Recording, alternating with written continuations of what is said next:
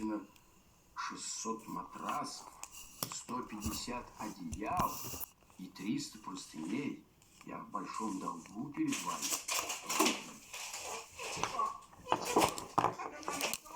Гостеприимство.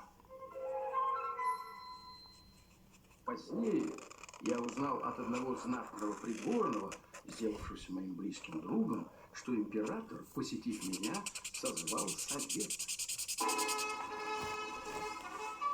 Я слушаю вас. Флимнап.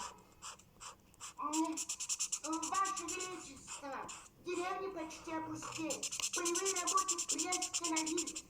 Дела в городе пришли в расход. Все это может окончиться весьма плачевно. Секретарь.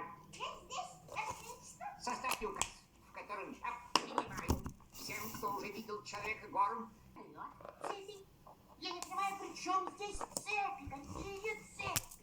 Я опасаюсь, что содержание Человека-горы в конец его голода. Стрел. Какое там? Что такое?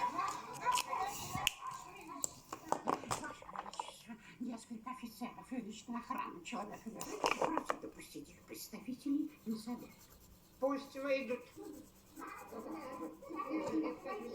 В чем дело, господа офицеры?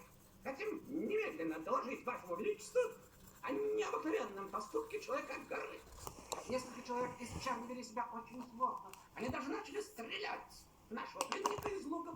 И одна Приличные платья фасона нашего государства.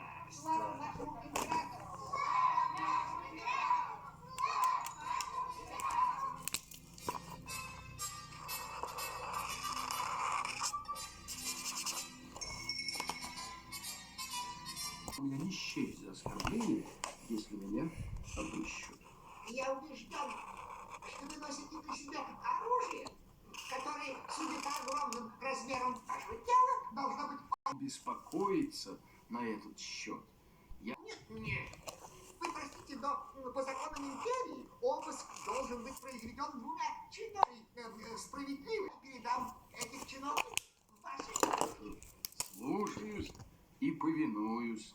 Так, начнем осмотр с правого кармана моего камзола.